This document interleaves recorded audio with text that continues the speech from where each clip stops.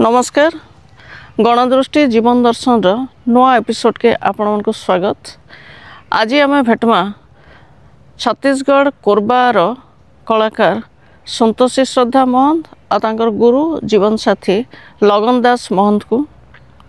आम तो कलाकार मान को देखीचु आमर गोटे धारणा है जे कलाकार मानकर गोटे ग्लैमरस जीवन थीसी।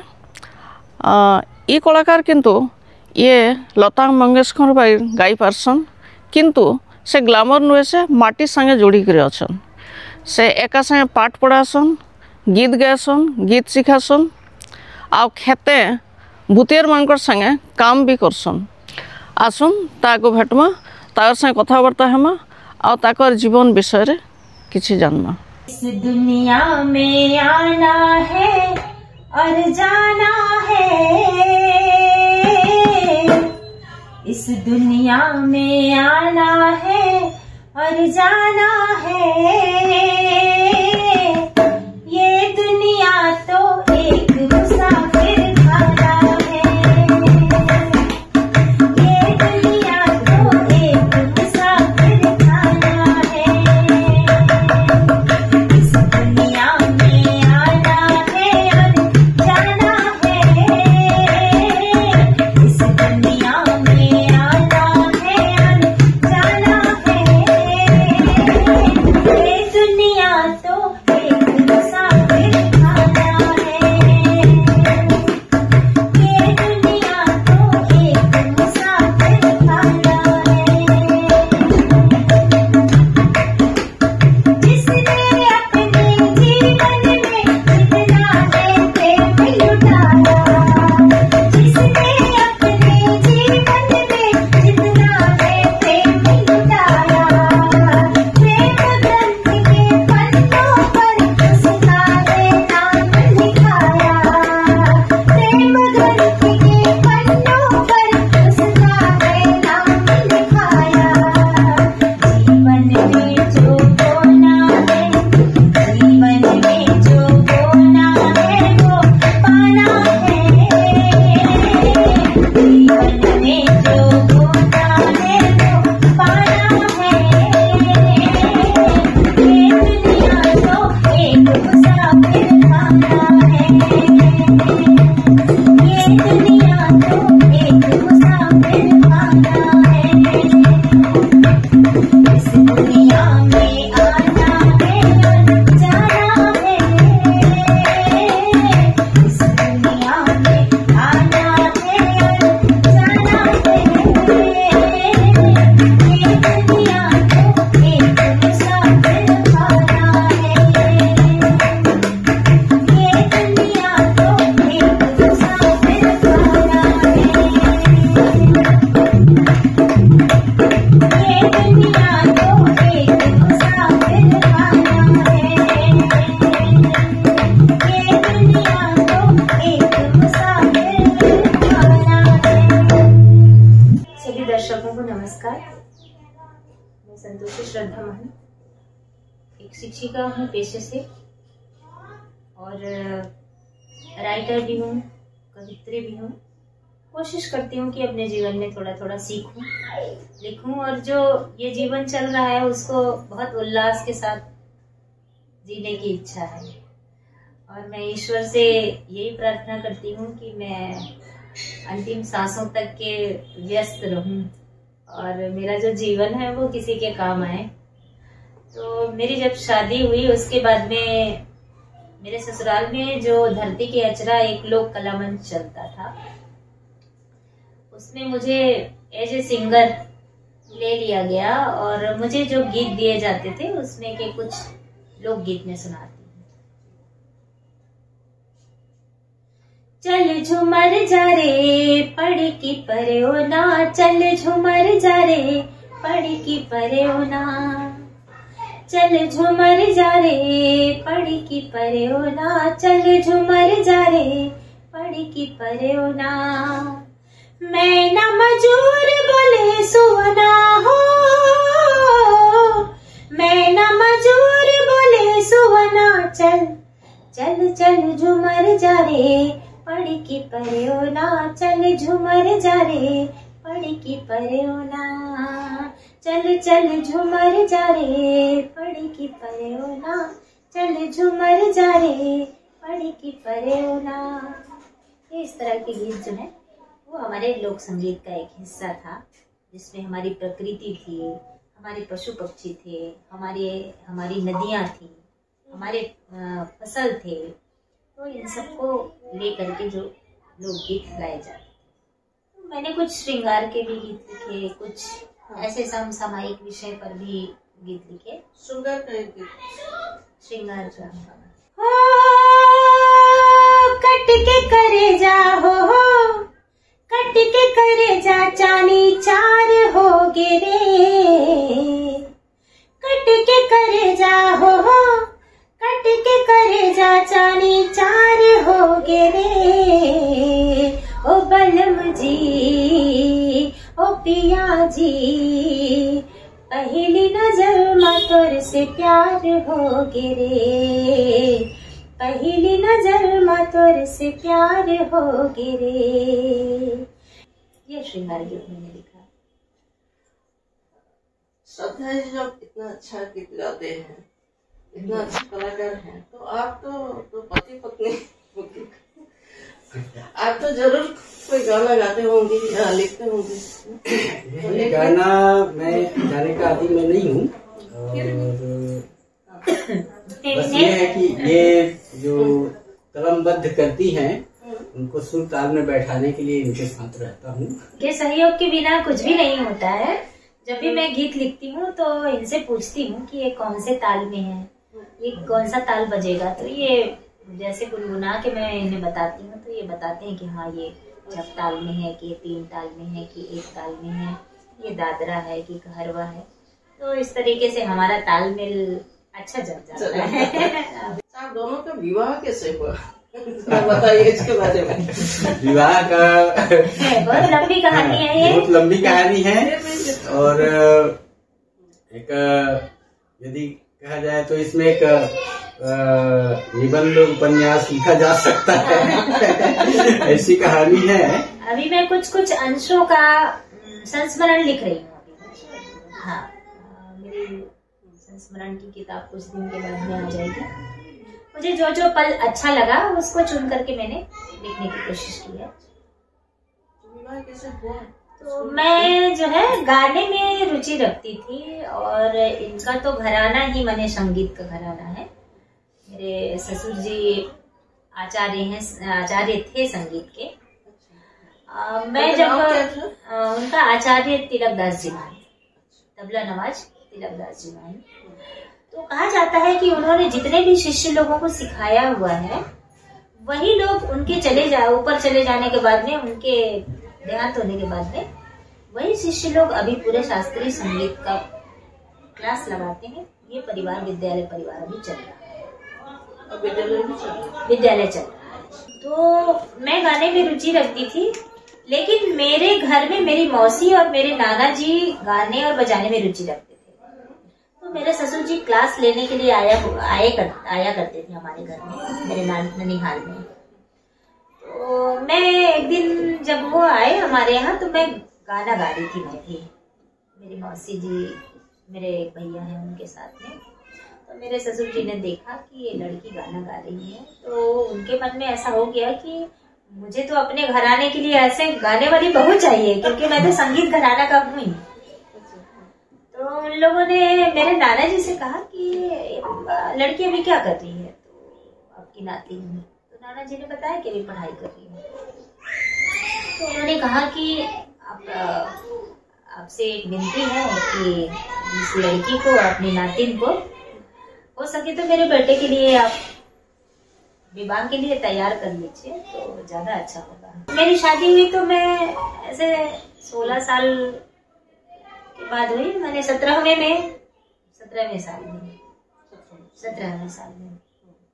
तो मेरे को उतना ज्यादा संगीत की जानकारी तो थी नहीं, लेकिन मैं गायन में निपुण थी। गाने में ऊपर वाले ने, माँ वागेश्वरी की कृपा है, माँ सरस्वती की, बस ऐसे ही चल रहा है। फिर उसके बाद में अभी ये दोनों ये कैसे प्रयोग करते हैं?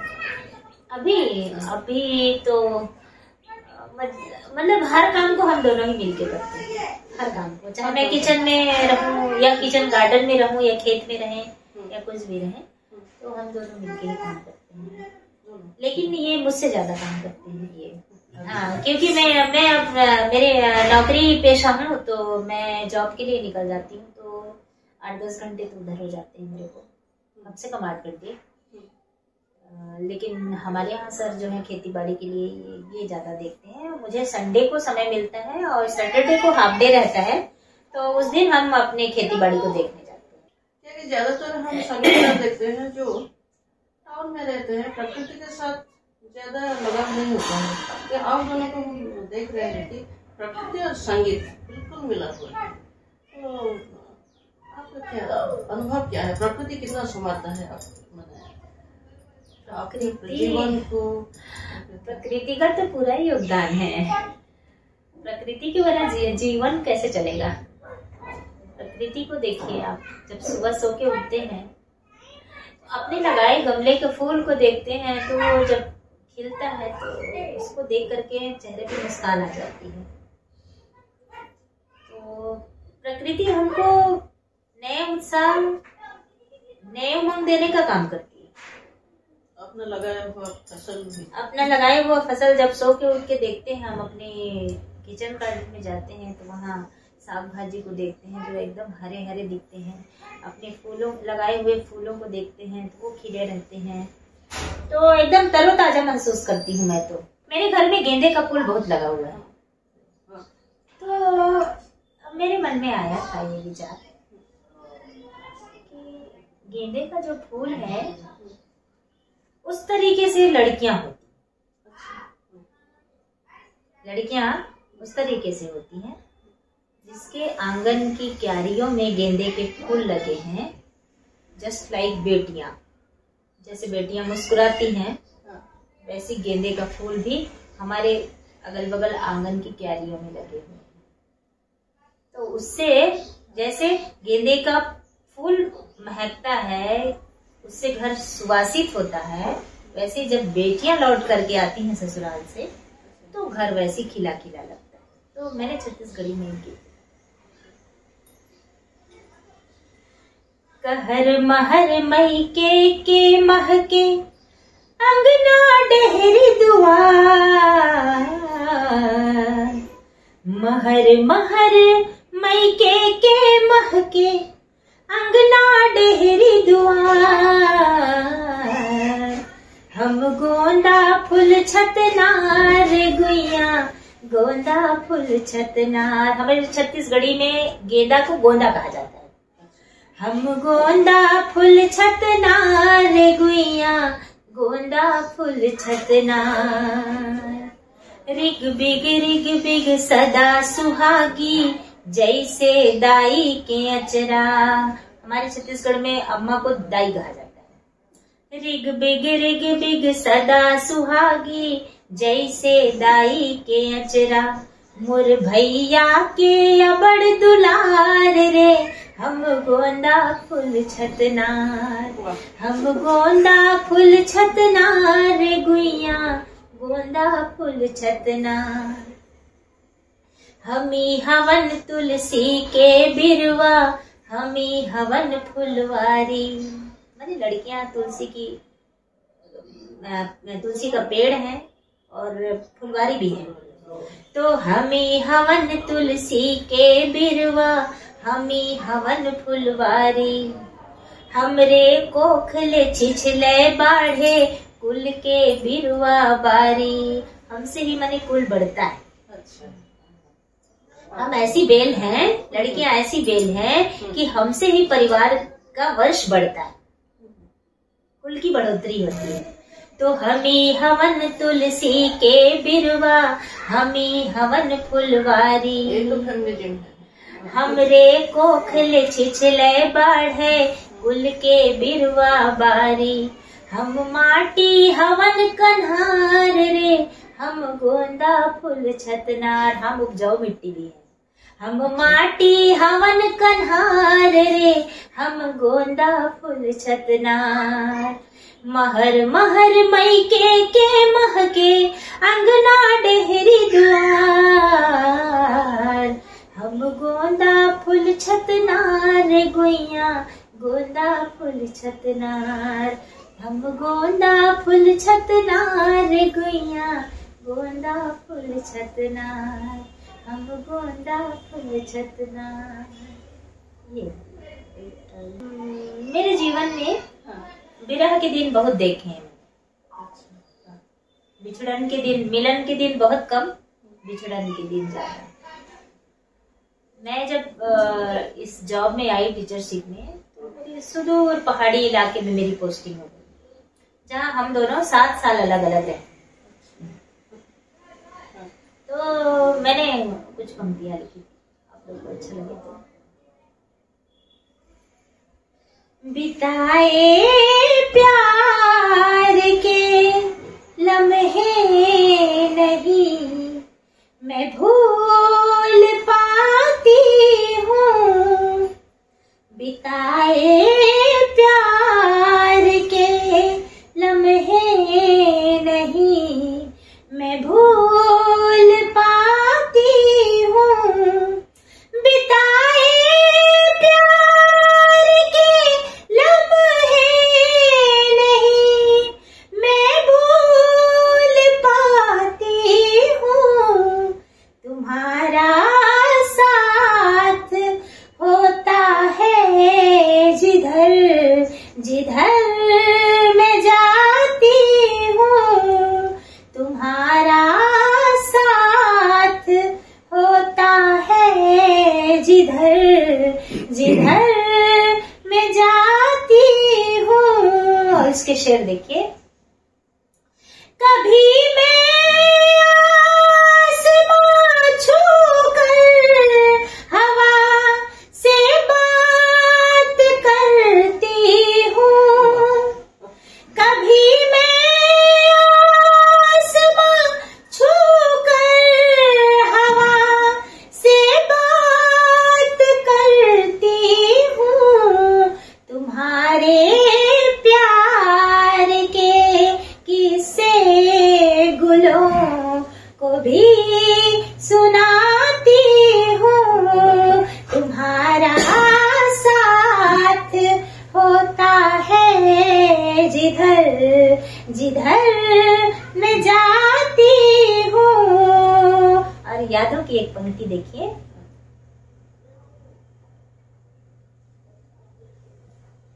ये पंक्ति भूल रही हूँ।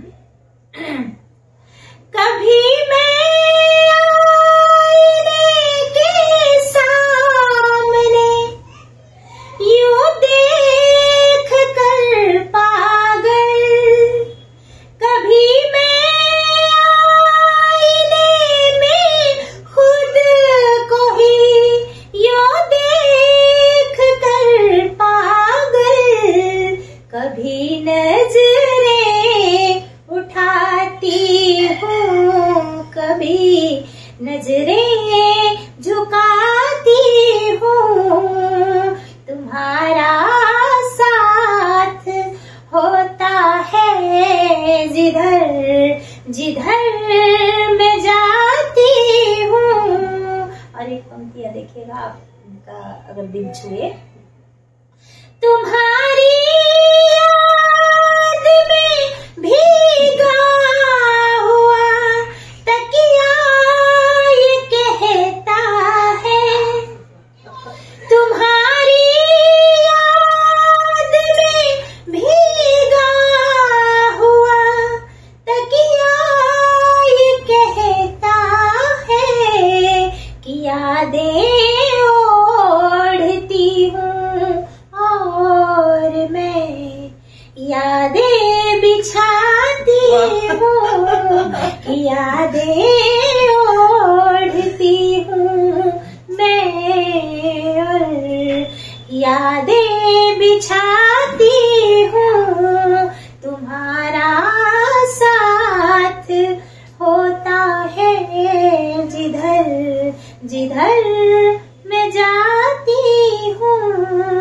तुम्हारा साथ होता है जिधर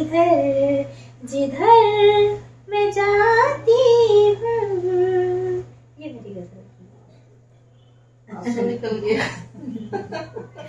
मैं जनरली ऐसे गीतों को नहीं गा पाती हूँ, मेरी भी आवाज भर जाती है। तो हाँ, जब बहुत बार गाने के बाद में इसको सद पाता है, नहीं तो शुरू जब गाती हूँ तो भावना में ओत होकर लिखती हूँ तो सबसे पहले बहुत रोती हूँ। जब लिखती हूँ तो कुछ ऐसी पंक्तियाँ लिखती हूँ जिसको मैं खुद ही लिखती हूँ और खुद रोती हूँ। फिल्मी संगीत करते हैं? गाती हूँ लेकिन बचपन में बहुत गाया करती थी। बचपन में कौन सा गाना ज्यादा गाया? बचपन में सभी तरह के फिल्मी गाने गाया करती थी। लता जी की आवाज मुझे बहुत पसंद है, उनके गाने बहुत पसंद है। कौन सा गाना ज्यादा पसंद है लता जी? जब मैं शादी होके गई तो गांव के लोग जब मुझे देखने आए तो बोले कि बहू तो गाती है, हमने सुना है। तो मैं नई दुल्हन थी तो हमारे उधर एक कार्यक्रम आयोजन करते हैं, रामायण गाते हैं, रामचरितमानस। जिसके घर भी कुछ बधाई वाला कार्यक्रम होता है तो उनके घर में गाने के लिए बुलाया जाता है। तो रामचरितमानस का पाठ होता है और वहाँ रामायण बोलते हैं, हम लोग रामायण गाते हैं। तो उसमें सब लोगों ने कहा कि बहू अगर गाती है तो उनको भी गाने के लिए निकालो। तो मैं जब नई नवेली थी तो इतना घूंघट काट के वहाँ गाने बैठी थी, तबला बजा रहे थे। और तो उस दिन का पूरा माहौल मतलब एकदम गमगीन था। उस दिन हमारे ससुर जी की कमी सबको खल रही थी, मैं गा रही थी, रो रही थी, मेरी सास रो रही थी। मतलब माहौल ऐसा था कि ऐसा लग रहा था कि जितनी खुशी उनको होती बहू लाने की, उन्होंने अपने पसंद से कि मेरे घराने में अगर कोई गायिका बहू आती है, कलाकार, तो जितने वो खुश रहते, सब लोग थे, लेकिन उनको जितनी खुशी होती वो किसी को नहीं होती। तो मुझे गाने के लिए कहा गया तो मैं फिल्मी गाना गाई थी, बहुत ज्यादा नहीं लिखती थी। जीती हूँ तुम्हें देख के, मरती हूँ तुम्हीं पे, तुम हो जहाँ साजन मेरे, दुनिया है वहीं पे, बस तेरे भरोसे से सब बैठी हूँ ढूंढ के, जब तेरे भरोसे से सब बैठी हूँ घूम के, मेरे प्यार भरे सपने कहीं कोई मौका, कहीं कोई न मुरझाए,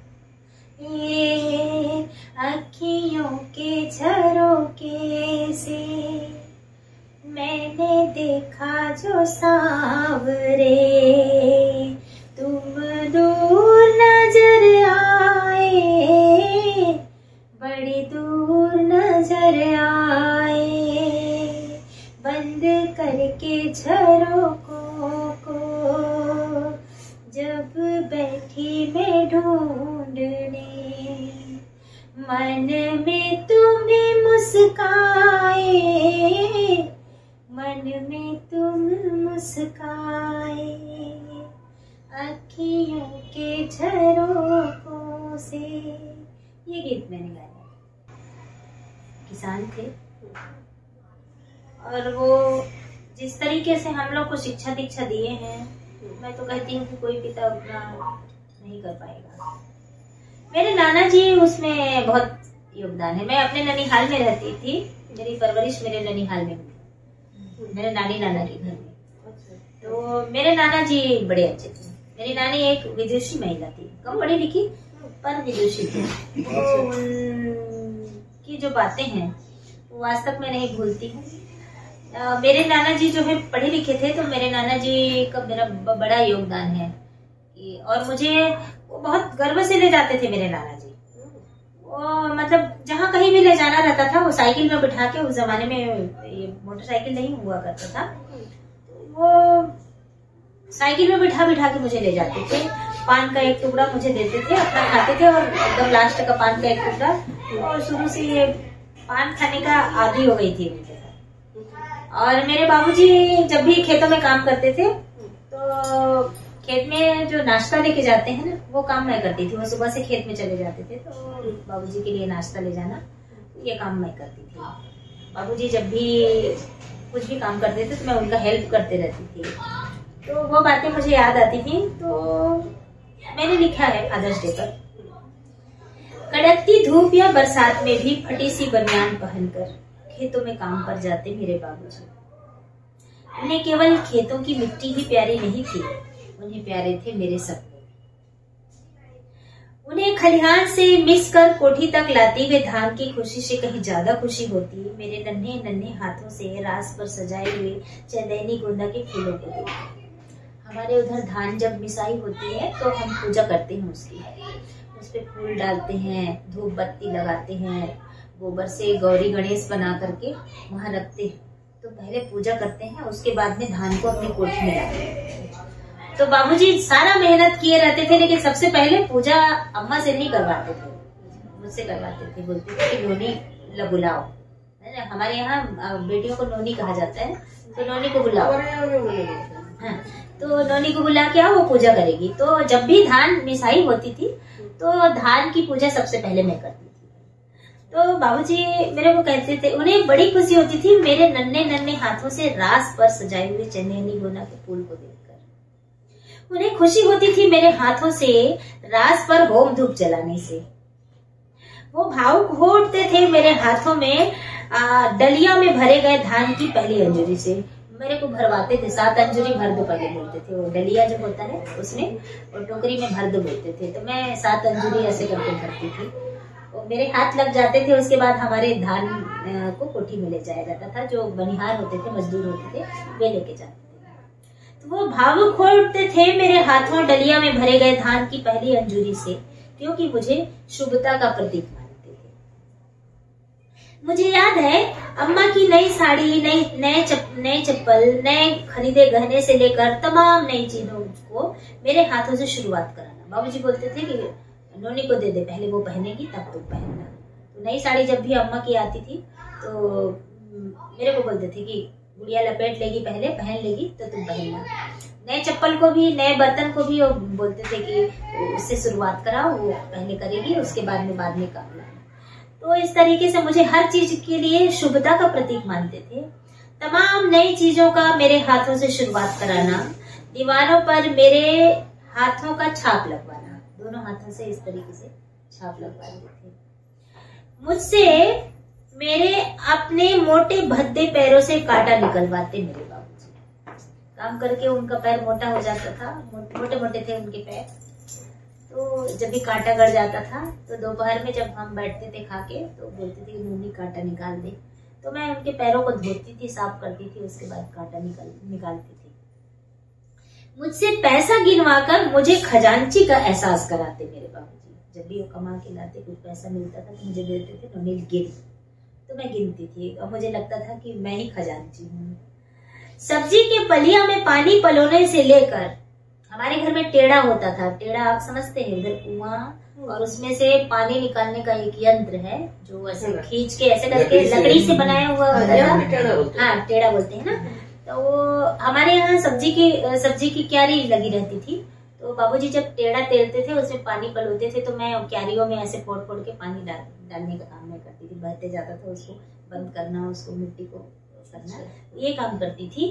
तो सब्जी के पलिया में पानी पलोने से लेकर पके मिर्ची तोड़ने के काम पर लगाते मेरे बाबूजी। हमारे यहाँ मिर्ची की खेती इतनी करते थे कि साल भर के लिए मिर्ची होता था। पकी मिर्ची को हम तोड़ते थे, सुखाते थे, फिर साल भर के लिए रखते थे। मुझसे खपरा भी गिनवाते मेरे बाबूजी। मेरे बाबूजी खपरा भी बनाते थे गर्मी के दिन। मिट्टी का पूरा बना करके फिर खपरा बनाते थे। तो खपरा को उल्टाने के लिए जब वो थोड़ा सा सूख जाता है तो उसको इस तरीके से घोड़ी बोलते हैं हम लोग, लकड़ी का सांचा होता है, उसमें ऐसे करके उसको आकार देना, वो काम मैं करती थी। वो प्लेन बना के छोड़ते थे, उसको थोड़ी देर के बाद में, 5-10 मिनट के बाद में, जब वो थोड़ा सा ठोस हो जाता था तो मैं इस तरीके से उसको सांचा में आकार देने का काम मैं करती थी।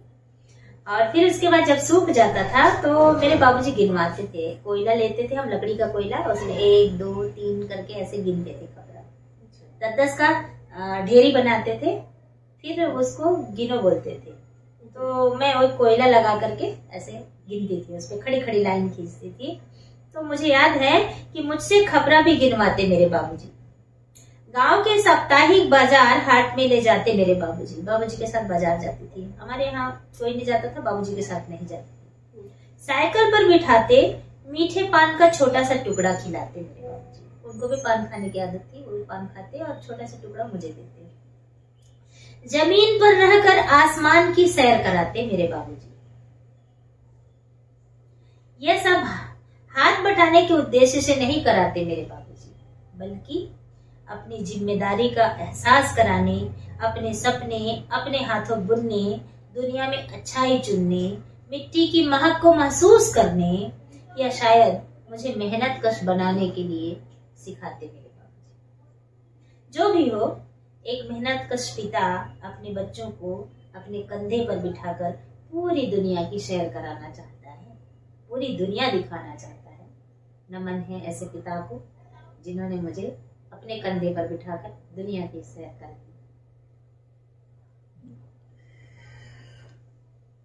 नयत नाल पहाड़ खेत खला ये सब के नहीं करी ही कविता हेसी, हेतिर लगी सहर रोथवार मनुष्य भी ये सब ऊपर कविता लिखसी। किंतु गोटे चाषी परिवार जन्म नहीं थिबार, से परिवेश रे बढ़ू थिबार आ से परिवेश रे काम भी करुथिबार एंता गोटे दंपति को तो आमे भेटला। केंता लागला आपण माने सभे मतामत जणाबे। गणदृष्टि आउ गोटे एपिसोड रे जीवन दर्शन रे आमे फेर थरे एंता किछि व्यक्तित्व को भेटमा।